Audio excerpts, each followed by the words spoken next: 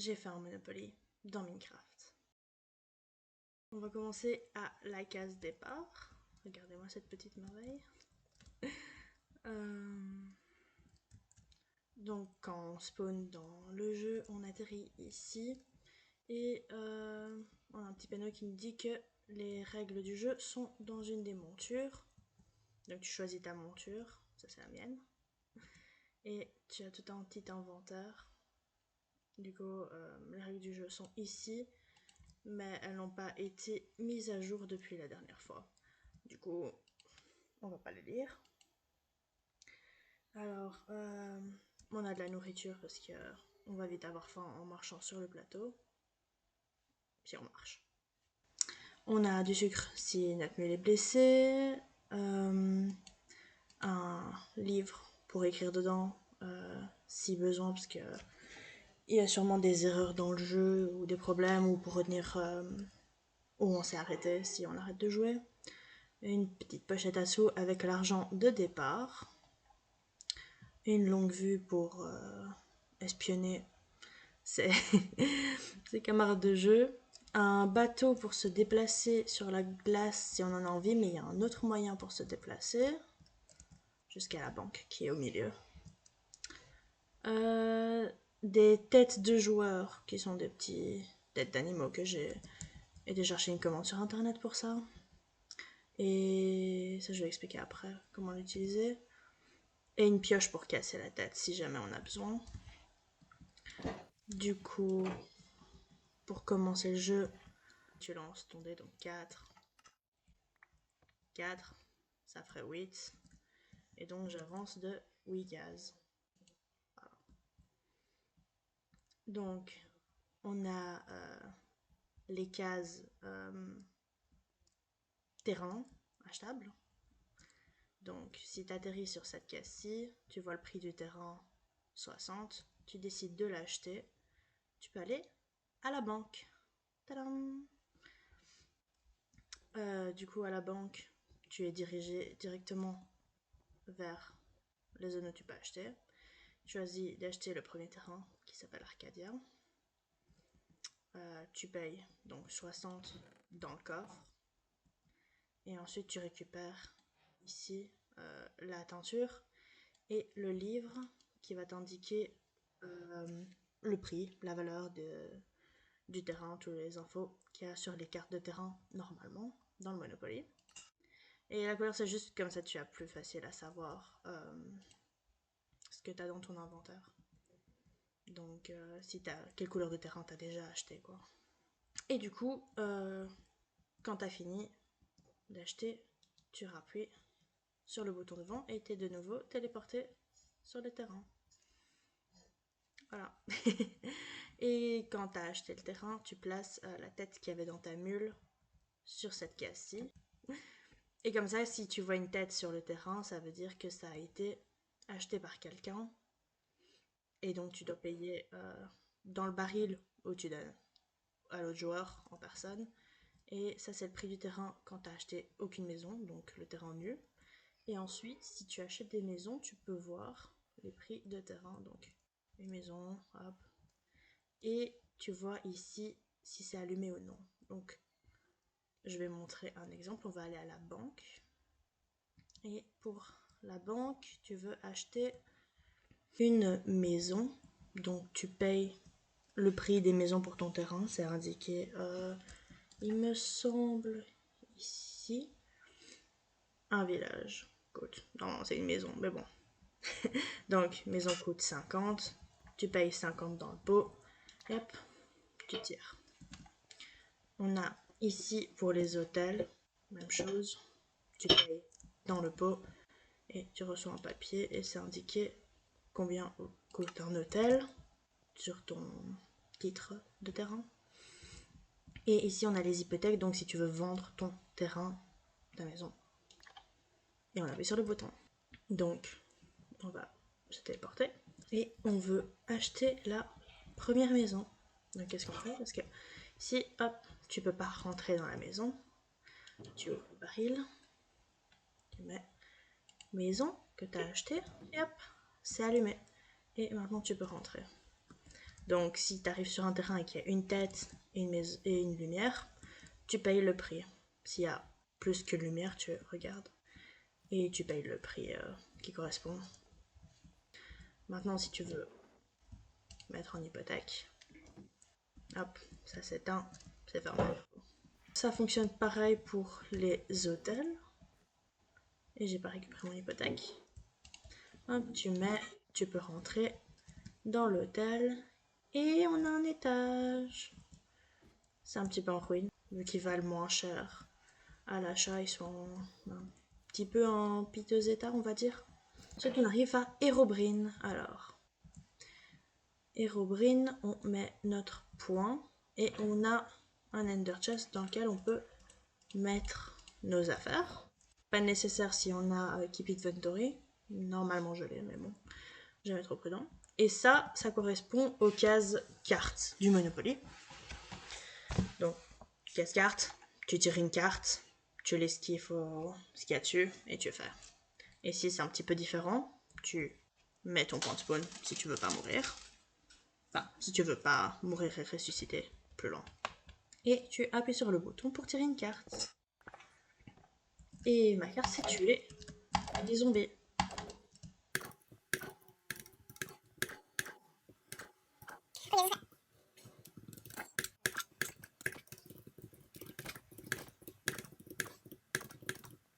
Victoire, on reçoit 20 directement et la nourriture.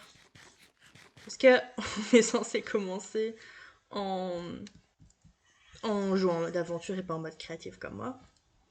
Donc ça aurait été un petit peu plus dur. Une fois qu'on a fini, on jette à la poubelle. On garde son argent, on le met dans sa pochette. Moi je vais le jeter parce que j'en ai pas besoin. Et on garde sa nourriture si on en a besoin pour la suite. Et si jamais on doit payer parce qu'on a raté, donc on refait, hop. Voilà. Oh non. Il y a des cartes qui te font perdre immédiatement. T'as pas vraiment. Ouh! Le choix. Et tu payes 40 par village et 115 par donjon. Donc pour tous les villages, je devrais changer ça et mettre maison hôtel. Bref. Pour toutes les maisons et les hôtels que tu as, tu payes ici. Qui va être transporté jusqu'à la case jackpot qui est tout là-bas, que j'expliquerai après.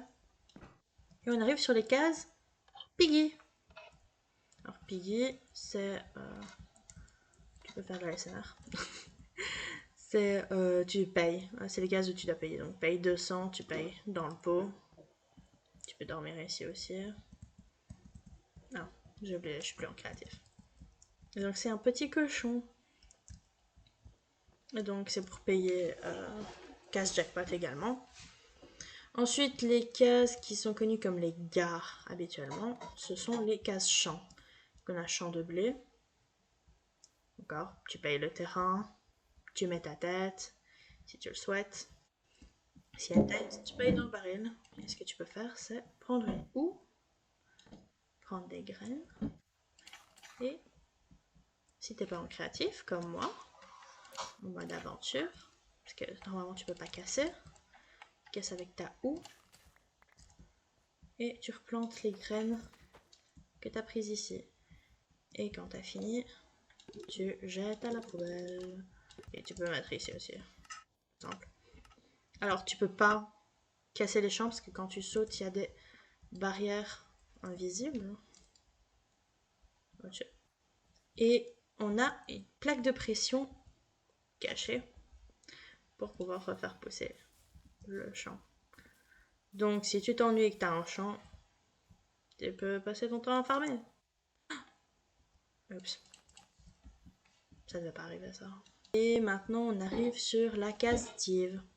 Donc quand tu tires les cartes, tu as deux sortes de paquets différents dans le Monopoly normal. Alors, ce que j'ai fait, c'est j'ai pris deux styles différents. Donc un c'est le combat Herobrine. Et les styles c'est plutôt de la créativité ou des tâches à faire. Mais chaque paquet est différent parce que c'est lié en dessous. D'ailleurs, j'ai pas montré la redstone. Je montrerai la redstone après. Du coup, pareil, tu mets ton point de spawn, T'es pas obligé de dormir. Tes affaires. Et tu tires une carte. Et ma carte, il faut que je me mette en aventure. Et voilà, ramassage de déchets. Des déchets. Reçu 50. Parce que j'ai ramassé tous les déchets qui traînaient au sol. Donc j'ai reçu 50. J'avais trouvé des choses à faire, donc voilà. Parce que de base, tirer une carte, ça prend une petite case, mais en faisant un calcul du plateau et de la taille des cases, c'était les plus grandes cases, c'était celle-ci. Et donc j'ai dû faire quelque chose pour pas juste appuyer sur un bouton et avoir un petit papier qui me disait de faire quelque chose. Je me suis dit, on va faire des événements nous-mêmes. On arrive sur la case prison, avec un petit panneau qui t'indique que là c'est l'entrée de la prison. Tu peux rentrer dans les cellules. On a 5 cellules. Et tu peux mettre ta mule ici en attendant. Tu peux monter ici. Hop. Sur le toit. C'est protégé par les gardes Wither Squelette. Maxi, Blitz, Emily. Et évite de t'approcher parce qu'ils vont te frapper, ils vont te faire mal. C'est arrivé en jouant une fois. Voilà. On a aussi un set de dés ici parce que quand tu es en prison, tu dois faire des doubles pour sortir ou tu payes 50 ou une carte ou tu donnes une carte libre de prison là-dedans. Et du coup, après, tu peux sortir de prison. Ensuite, on arrive dans le main shaft. Et il y a plein de charbon parce qu'il y a un four si tu veux cuire les patates du champ de patates. Prix du terrain, point de téléportation. Voilà. C'est les terrains qui font. Tu lances ton dé et quand tu arrives ici, si tu as fait 6, tu payes 4 fois le montant du dé. Et du coup, voilà, c'est les cases, je pense. Électricité, plus ombrée, je sais pas trop. Je me suis basée sur le Monopoly Game of Thrones pour faire ça, donc j'ai pas vraiment les bons termes. Et enfin, case jackpot. Donc, case jackpot, t'arrives, t'as le coffre. Et tout l'argent qu'en fait, qui ont été déposés dans les cases Herobrine et tout, ou les cases Piggy, vont arriver jusqu'ici. Donc, si je mets une case Steve par exemple ici, on va dire hop, si j'avais mis de l'argent, on attend un petit peu et on devrait entendre le bruit. Tadam! Et on a gagné une smooth stone. Donc normalement ce sont les cases parking ici où tu reçois absolument rien, mais nous on met toujours au pot, donc sur le milieu du plateau quand on joue, habituellement, parce que c'est plus fun et ça te fait gagner de l'argent. Donc ici j'ai fait la case jackpot et tout est amené ici à la place de milieu du plateau. Sinon il n'y avait pas... Sinon c'était dans le chemin si tu voulais aller avancer. Et on a le portail brisé. Donc c'est un portail brisé, mais du coup brisé parce que je trouvais ça drôle. Je sais pas. Le seul truc, c'est que tu peux pas passer avec ta mule au milieu. Mais voilà, tu peux acheter. Et c'est le similaire au Mineshaft. Donc, tu payes avec le montant des dés. Si t'as les deux, voilà. On connaît le jeu. Ici, on arrive sur la case In the End. Donc, si t'arrives ici, tu lis le petit livre qu'il y a là. Et tu vas en prison, sans passer par la case départ. La prison est là-bas. Donc, tu marches avec ta mule, tout triste, jusque là-bas, derrière la banque. La banque. On a un petit Z au milieu, parce que moi je m'appelle Zaina. Hein, parce que mon pseudo c'est Zaina. Et donc, comme j'ai montré, on a maison, hypothèque, truc d'achat, achat pour les champs, mineshaft. Tout va dans la direction d'où tu viens. Donc si tu viens de par là, tu vas acheter les terrains ici qui sont là. Et ensuite, tu as les dés que tu peux lancer. Donc généralement en fait tu vas éviter d'aller à la case départ ou à la prison sauf si tu es tout près et tu viens à la banque pour lancer tes dés. C'est un petit peu plus simple d'avoir un dé au milieu. Table de craft si besoin pour crafter du pain avec ton blé de champ de blé. Ici on a les distributeurs. Donc c'est pour quand par exemple tu as, on va dire sur toi 50 et tu veux échanger parce que tu as besoin de payer 10 à quelqu'un. Alors, tu peux prendre un de 3 de 10 et un de 20 et tu as fait ton échange et ici tu déposes ton 50. Donc c'est pour faire des échanges plus simples avec l'argent. Si tu as genre 10 fois 100, donc ta 10 émeraudes, tu les mets ici, tu prends 2 500 ou 1 de 500 et tu gardes 5 émeraudes. Donc voilà, c'est pour faire un petit peu des échanges. Et on a un petit truc surprise, c'est le pay to win. Donc tu payes 500, qui est le plus grand billet on va dire, pour gagner une récompense aléatoire.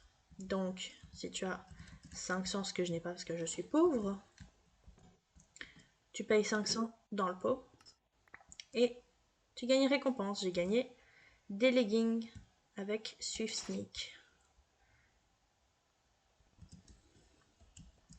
Donc ça c'est pour aller plus vite, on a coupé. Et en fait, pay to win parce que ça va t'aider quand tu fais les cases Herobrine à mourir moins vite et donc à gagner l'argent. Parce que selon la carte que tu as, tu peux sur une même carte gagner ou perdre de l'argent. Pas sur toutes les cartes, mais sur certaines. Donc le pantalon pourra être utile. Et si jamais tu fais ton malin et tu dis oh, elle a pas pensé à tout, hop, j'ai pensé à tout. Si tu payes avec ça, tu le récupères ici. Parce que tu peux payer qu'avec 500.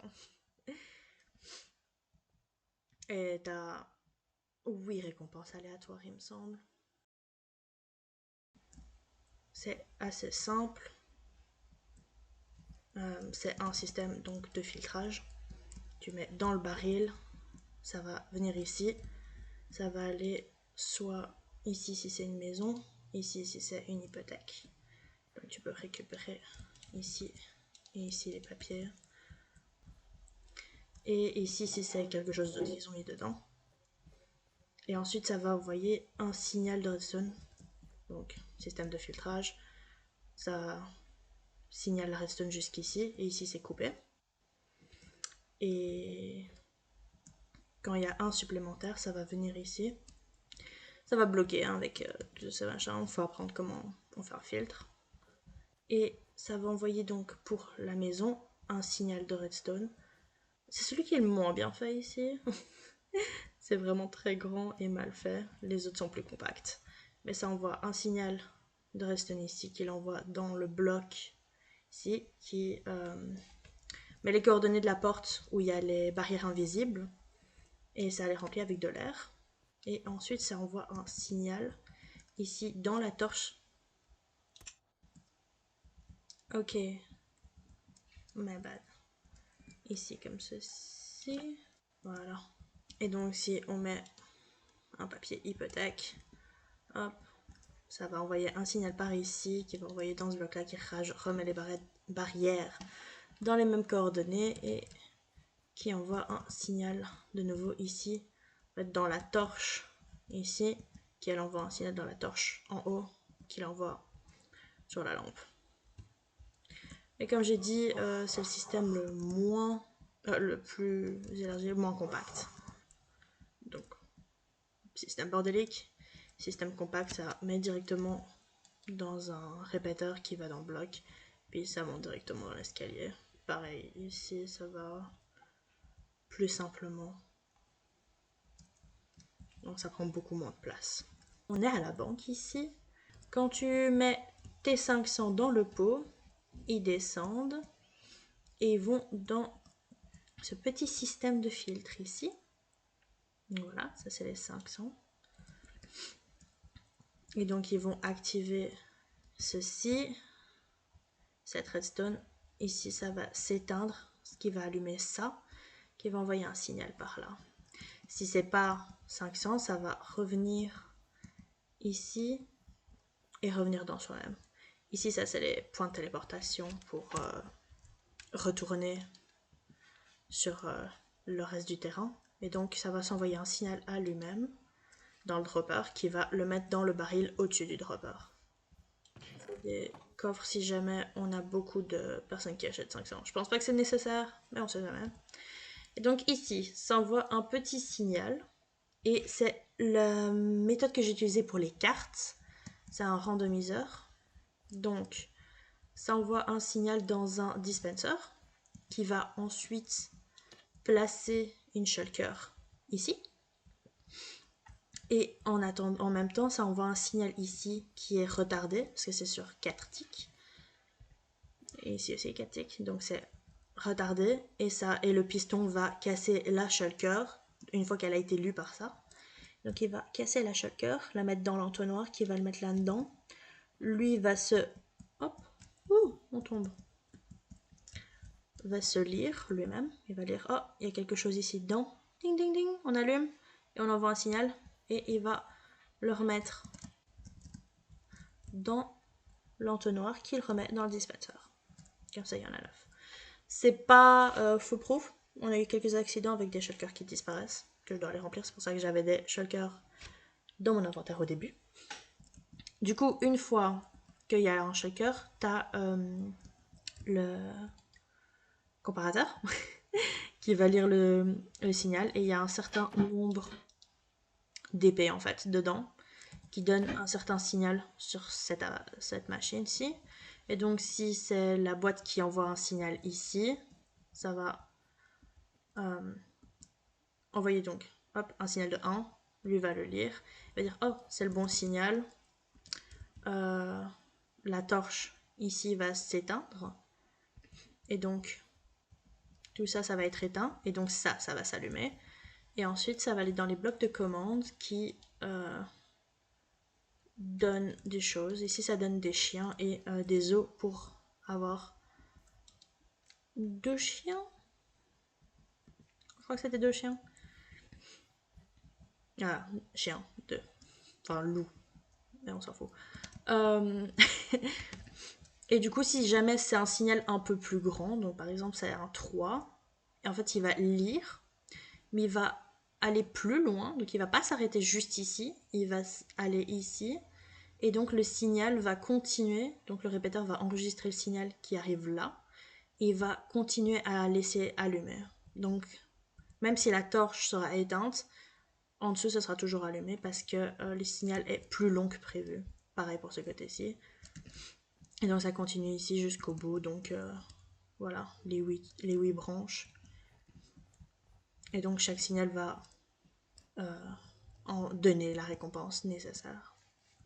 Donc pour le système de dés, c'est vraiment simple. On va on va recopier les tapis parce qu'on va casser.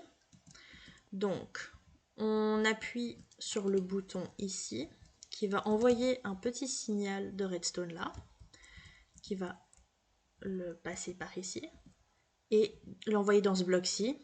Le bloc est solide, donc il va être allumé, on va dire, et l'envoyer dans le dispenser qui a les nombres de 1 à 6, tel un dé. Une fois que c'est craché et que tu as le papier, tu le jettes dans l'entonnoir qui le remet immédiatement dans le dispenser, parce qu'il est lié ici. Donc, super simple, super facile à faire. Et tu caches ça, ils peuvent pas prendre un papier. Pareil pour l'autre côté. Tout ce qui est bouton ici, c'est des blocs de commande en dessous, avec la commande téléportation. Ici, bloc de commande qui te donnent des choses. Pareil pour là, ça donne au jour le plus proche. Ah oui, pour la caisse départ, quand tu passes, hop, ça te donne automatiquement 200, donc tes 200 de départ. Et ça, c'est aussi super simple. Donc pour chaque case, on a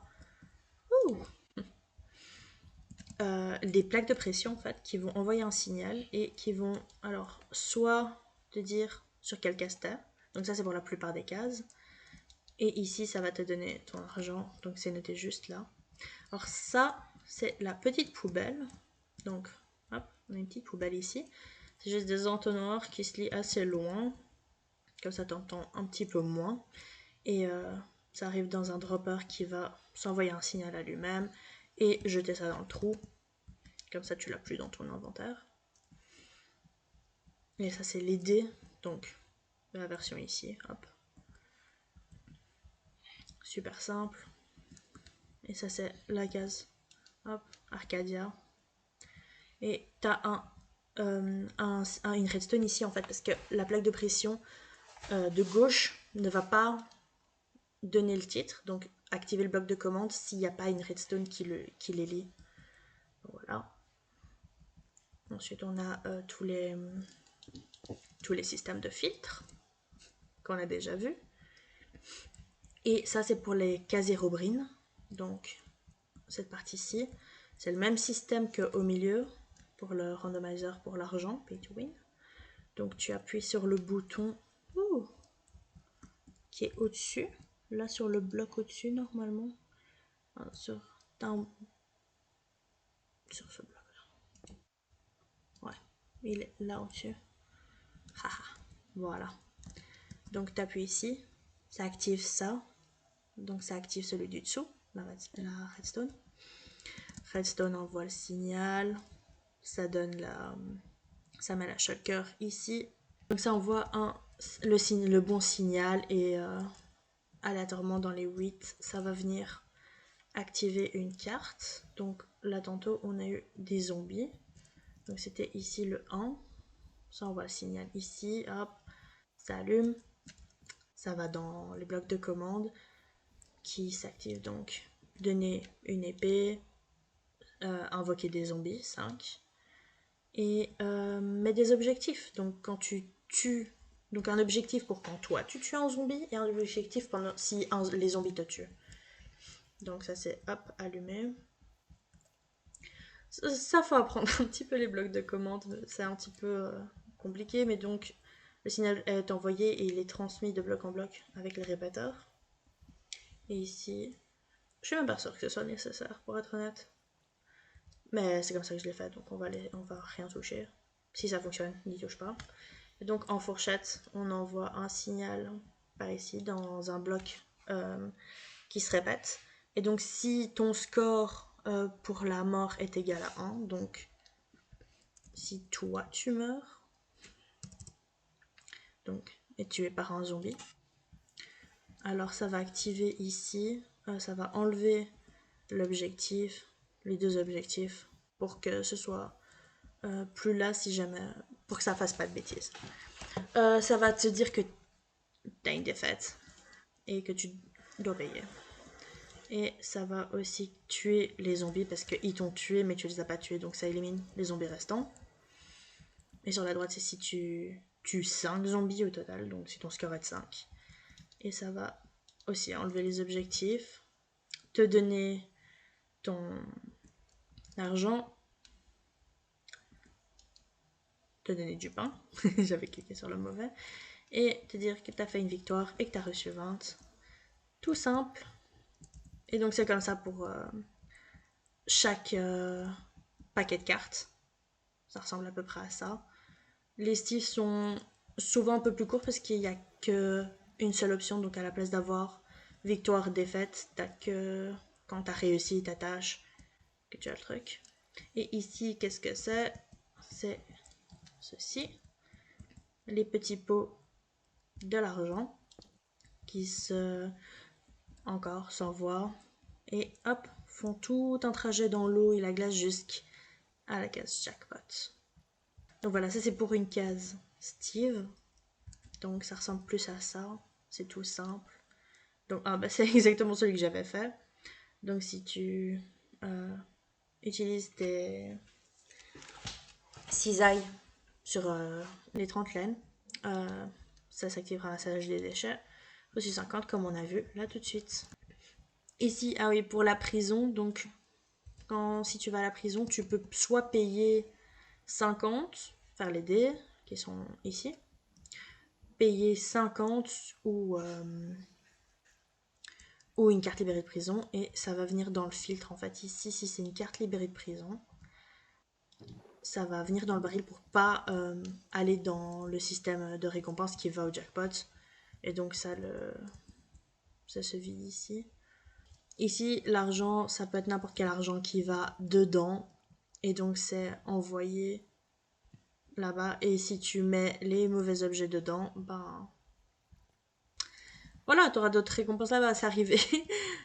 Littéralement pour les autres trucs, ça arrive souvent, ils confondent la poubelle, même s'il y a des petits dessins de flammes, et le coffre au trésor. Pour les gens, pareil, on a la poubelle ici, et on a ici ce qui peut te donner tes carottes et ta houe pour faire le champ, et ta bonne mille. Donc, bloc de commande, encore une fois. Chaque case est reliée donc par ce petit courant d'eau. Et donc, ici, on fait en fait l'inverse. Donc, à base de descendre avec les droppers, en fait, ils montent. Donc, quand ça arrive dans l'entonnoir en bas, on casse.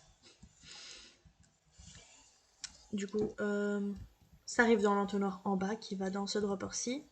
S'analyse lui-même, envoie aussi un signal dans le jukebox.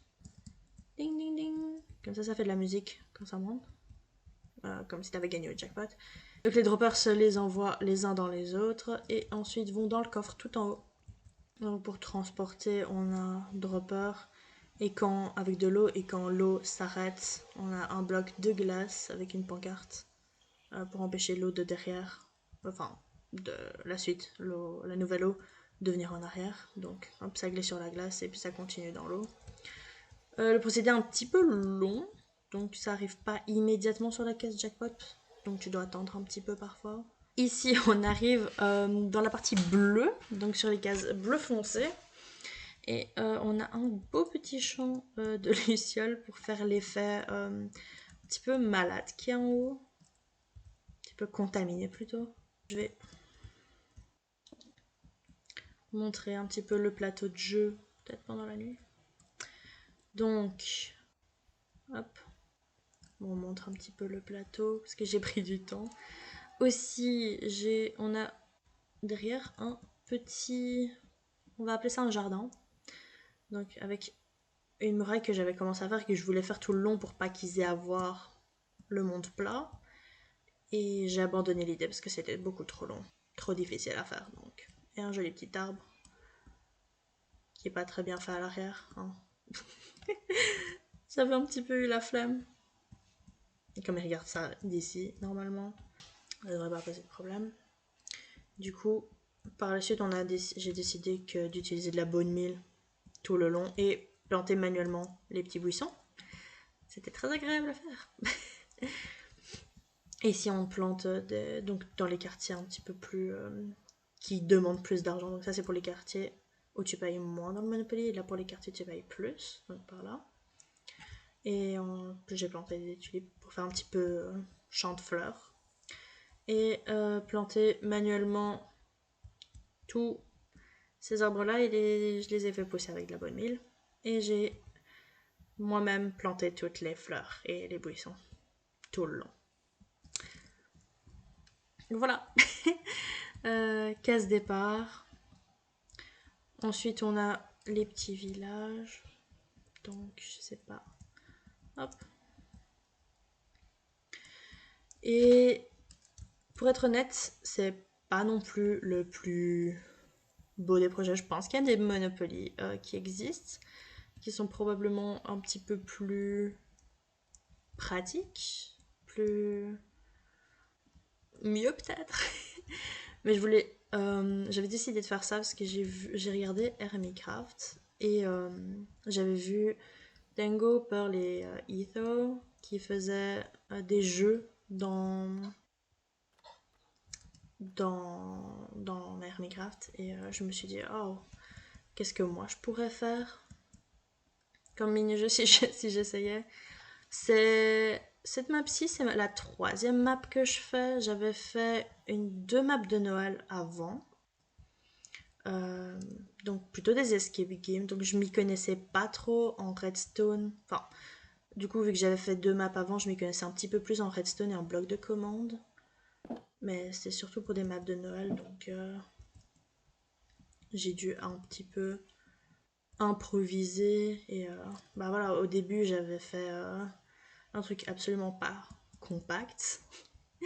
Et j'ai improvisé. Je me suis améliorée au fur et à mesure que, que j'ai construit, quoi, en fait. Donc c'est ça, tu dois essayer et tu t'améliores. Euh, je pense que c'était assez chouette à faire comme map. Surtout essayer de trouver. Ici, on a un petit prison à l'envers, nos zirp et une croix parce que ma mère essayait toujours de rentrer dans la prison depuis l'arrière. Mais du coup, j'ai mis un petit bouton si jamais on veut rentrer, mais normalement, c'est entrée interdite parce que c'est la sortie. Mais elle se trompe tout le temps. Du coup, voilà.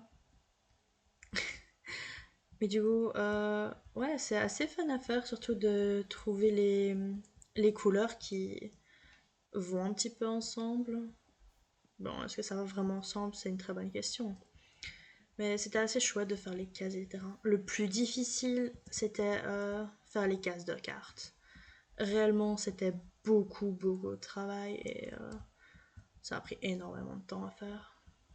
Les petits panneaux ici, comme le prix et les points de téléportation, étaient ajoutés après. C'est pour ça qu'en fait, on a de la glace ici, parce qu'on devait se trimballer en bateau jusqu'à la banque, mais ça donnait un petit peu le mal de mer, donc j'ai mis des points de téléportation parce que c'était vachement plus rapide.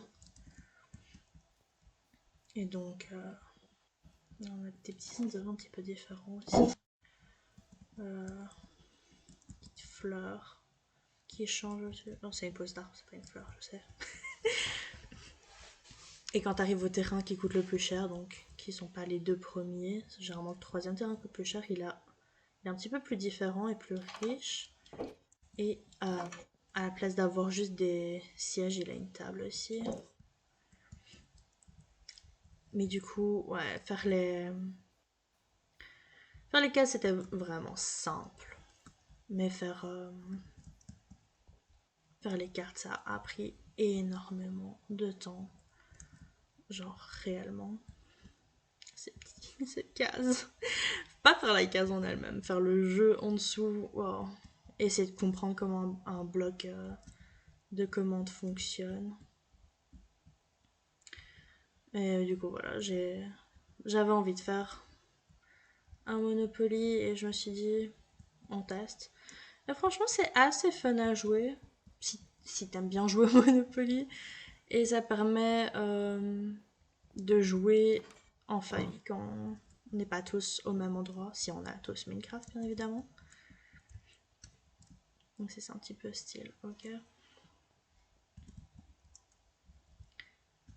Mais du coup,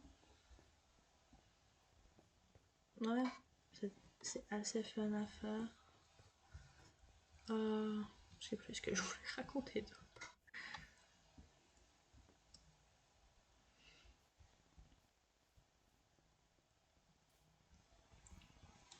Ah oui, ici, ça m'a pris énormément de temps à faire.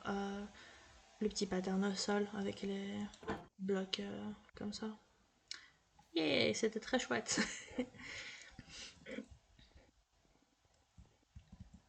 Et du coup, ouais, troisième map. Euh, je présenterai probablement les 2 premières. Donc c'était en fait, la première c'était, bon, j'ai envie de dire un escape game, mais tu commences à l'extérieur de la maison, donc t'es pas vraiment piégé.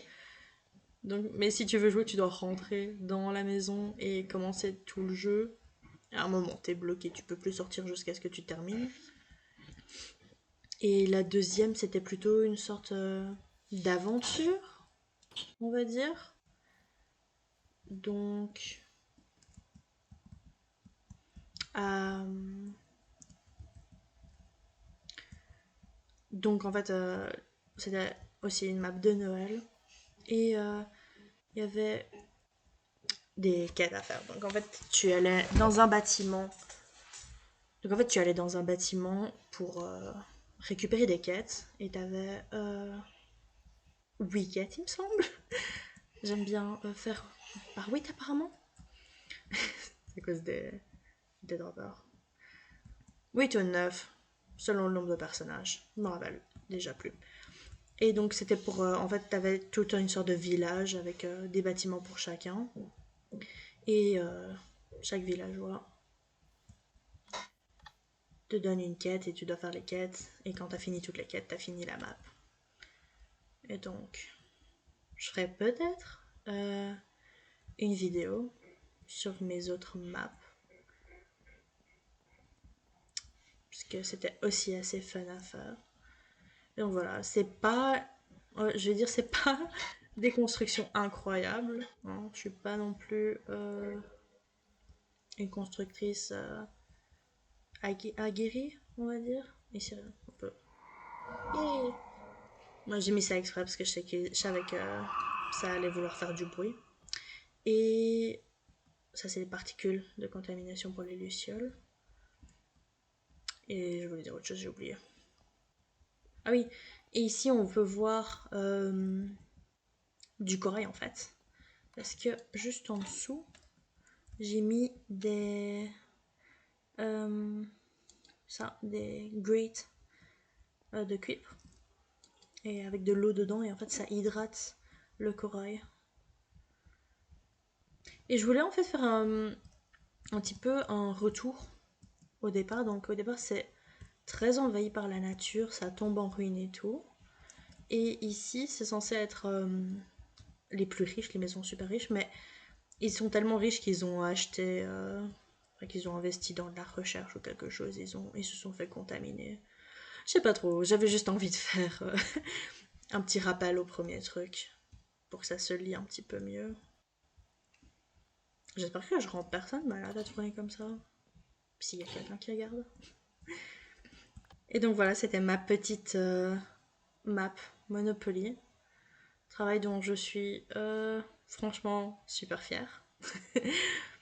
Ça m'a pris énormément de temps à faire. J'ai commencé ça. J'avais pensé au projet pendant que je faisais ma map précédente.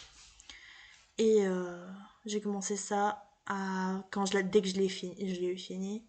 Et c'était avant la période de Noël, il me semble, de l'année passée. Donc, et on est en août. Ça, c'est fini depuis plusieurs mois, hein, donc faut pas... faut pas croire que ça m'a pris presque un an à faire. Et littéralement, j'avais arrêté pendant un moment parce que c'était beaucoup trop enfin, mentalement. Donc du coup, voilà. Et Kitties, je suis en train de travailler sur une nouvelle map. Littéralement, genre, je l'ai déjà commencé, j'ai déjà fait des choses dedans, j'ai construit des bâtiments et c'est une petite map Fortnite. Parce que si je peux faire un Monopoly, pourquoi je pourrais pas faire un Fortnite? On essaye en tout cas. C'est pas encore prêt. C'est loin d'être prêt, ça prend beaucoup de temps. Mais du coup, quand ce sera fini, je ferai peut-être une vidéo pour présenter ce projet aussi. J'espère que vous avez aimé en apprendre un peu plus sur ma petite map et que vous allez peut-être essayer de faire des projets dont vous avez envie. Je sais pas. Du coup, bye bye!